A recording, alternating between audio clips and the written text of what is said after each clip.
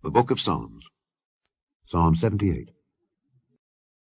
Give ear, O my people, to my law. Incline your ears to the words of my mouth. I will open my mouth in a parable. I will utter dark sayings of old, which we have heard and known, and our fathers have told us. We will not hide them from their children, showing to the generation to come the praises of the Lord, and his strength, and his wonderful works that he hath done. For he established a testimony in Jacob, and appointed a law in Israel, which he commanded our fathers, that they should make them known to their children, that the generation to come might know them, even the children which should be born, who should arise and declare them to their children, that they might set their hope in God, and not forget the works of God, but keep his commandments, and might not be as their fathers, a stubborn and rebellious generation, a generation that set not their heart aright, and whose spirit was not steadfast with God. The children of Ephraim, being armed and carrying bows, turned back in the day of battle. They kept not the covenant of God, and refused to walk in his law, and forget his works and his wonders that he had showed them. Marvelous things did he in the sight of their fathers in the land of Egypt, in the field of Zoan. He divided the sea, and caused them to pass through, and he made the waters to stand as an heap. In the daytime also he led them with a cloud, and all the night with a light of fire. He clave the rocks in the wilderness, and gave them drink as out of the great depths. He brought streams also out of the rock, and caused waters to run down like rivers. And they sinned yet more against him by provoking the Most High in the wilderness. And they tempted God in their heart by asking meat for their lust. Yea, they spake against God. They said, Can God furnish a table in the wilderness? Behold, he smote the rock, that the waters gushed out, and the streams overflowed. Can he give bread also? Can he provide flesh for his people? Therefore the Lord heard this, and was wroth. So a fire was kindled against Jacob, and anger also came up against Israel, because they believed not in God, and trusted not in his salvation, though he had commanded the clouds from above, and opened the doors of heaven, and had rained down manna upon them to eat, and had given them of the corn of heaven. Man did eat angels' food. He sent them meat to the full. He caused an east wind to blow in the heaven, and by his power he brought in the south wind. He rained flesh also upon them as dust, and feathered fowls like as the sand of the sea, and he let it fall in the midst of their camp round about their habitations. So they did eat, and were well filled, for he gave them their own desire. They were not estranged from their lust. But while their meat was yet in their mouths, the wrath of God came upon them, and slew the fattest of them, and smote down the chosen men of Israel. For all this they sinned still, and believed not for his wondrous works.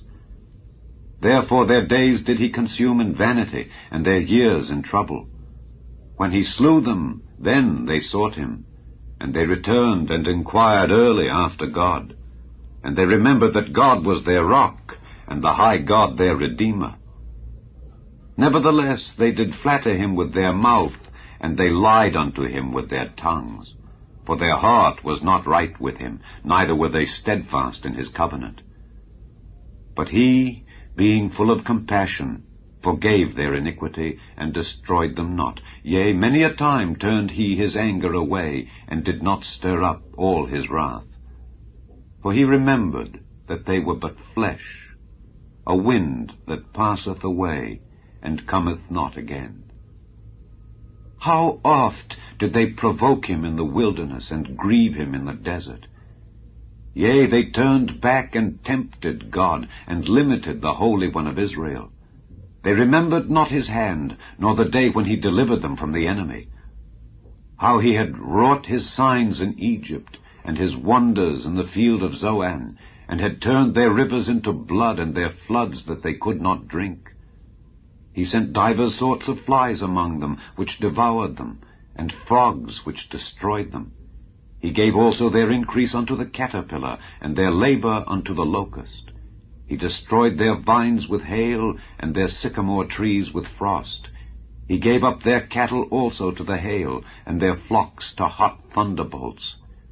He cast upon them the fierceness of his anger, wrath, and indignation, and trouble, by sending evil angels among them. He made a way to his anger. He spared not their soul from death, but gave their life over to the pestilence, and smote all the firstborn in Egypt, the chief of their strength in the tabernacles of Ham, but made his own people to go forth like sheep, and guided them in the wilderness like a flock.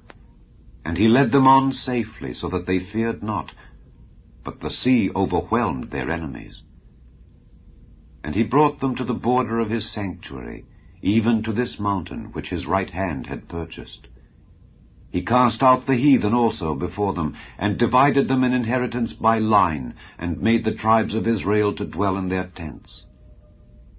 Yet they tempted and provoked the Most High God, and kept not his testimonies, but turned back and dealt unfaithfully like their fathers. They were turned aside like a deceitful bow, for they provoked him to anger with their high places, and moved him to jealousy with their graven images. When God heard this, he was wroth, and greatly abhorred Israel, so that he forsook the tabernacle of Shiloh, the tent which he placed among men, and delivered his strength into captivity, and his glory into the enemy's hand. He gave his people over also unto the sword, and was wroth with his inheritance. The fire consumed their young men, and their maidens were not given to marriage. Their priests fell by the sword, and their widows made no lamentation. Then the Lord awaked as one out of sleep, and like a mighty man that shouteth by reason of wine. And he smote his enemies in the hinder parts, he put them to a perpetual reproach. Moreover, he refused the tabernacle of Joseph, and chose not the tribe of Ephraim, but chose the tribe of Judah, the Mount Zion which he loved. And he built his sanctuary like high palaces, like the earth which he hath established forever. He chose David also his servant, and took him from the sheepfolds. From following the ewes great with young, he brought him to feed Jacob his people, and Israel his inheritance. So he fed them according to the integrity of his heart, and guided them by the skillfulness of his hands.